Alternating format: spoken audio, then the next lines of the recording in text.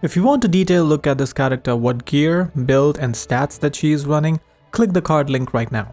Otherwise, let's take a trip down memory lane with the Mausoleum, a sort of forgotten 87 area, looking to redeem itself. Number 10. Giant Skull. Let's start off with a rare and useful drop for the Bosons. 255 defense, 29 to strength and 2 open sockets, Giant Skull. The knockback and crushing blow combination basically scream physical Boson running straight for multi-shot, but another place where this can be good is an Act 1 mercenary with defensive/offensive jewels in the sockets as required. Number 9. 4-5 Facet. Poison facets are not the most valuable thing since there aren't a lot of endgame builds that really use poison as their main offensive typing. However, now with the Plague Javazon/Rabies Druid actually being a thing, I feel like I can find a place for this thing in one of their gear pieces. The Poison Necro gets a 5-5 of course. Number 8. Death Cleaver.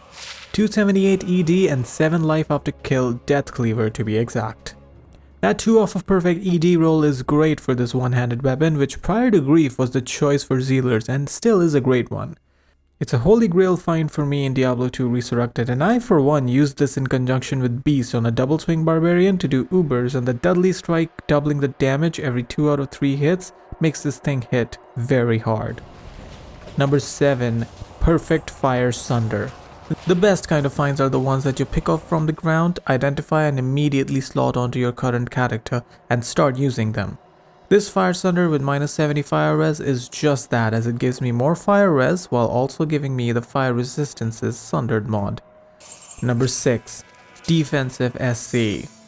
Down the list of other charms that I found in this haul, we have this small charm with 11 fire res and 17 to life. 11 is the highest res roll that you can get on SCs, and fire is one of the most important resistances to get as well, especially when you're running around with this -70 fire res mod. The 17 to life is a great bonus to round up this excellent defensive SC. Number 5. Martial Arts Skiller. Since the inception of the dual mosaic sin, MA skillers have seen an insane increase in value. Before, I wouldn't even have considered putting them on a top 10 list, and now they're good enough to be number 5. This tells you how good the MA sin is with dual mosaic, and I can't wait to build mine up as well. Number 4. Lightning Skiller. One skiller that has always ranked in the high halos and continues to do so is +1 to lightning skills. The Lightning Sorc has been top 10 ever since time began, but now with the introduction of the self-infinity wielding Nova Sorc into the picture, this is even more valuable. +8 to life as well. That isn't nothing. Number 3. Sirun. Okay, let's get down to some serious business now. High runes. This is the second list in a row where Sir is number 3 on my list, and the reasons are the same as last time. Only now I have also been made aware of their place in the life of a dragon den. So that is also something to consider for the future. Number 2. Low rune. Controversial? Yes. Deja vu? Yes.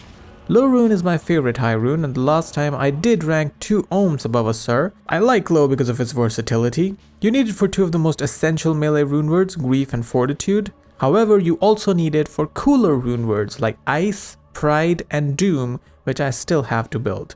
Also Dragon Den, since you do need a low for that as well. So there. Number 1. Cham rune. 3 high runes is a pretty good haul for 1000 P7 runs, and Cham is a pretty good one to wrap it up. Especially since I have used one of my Chams up on a Plague for my Mercenary, I do like finding these to build up the coffers to use in Doom, another Plague for dual wielding, or cubing up to the Zod to one day pull the trigger on bot D. Hope you like this. 1000 Andy runs next time. Yours truly, with love.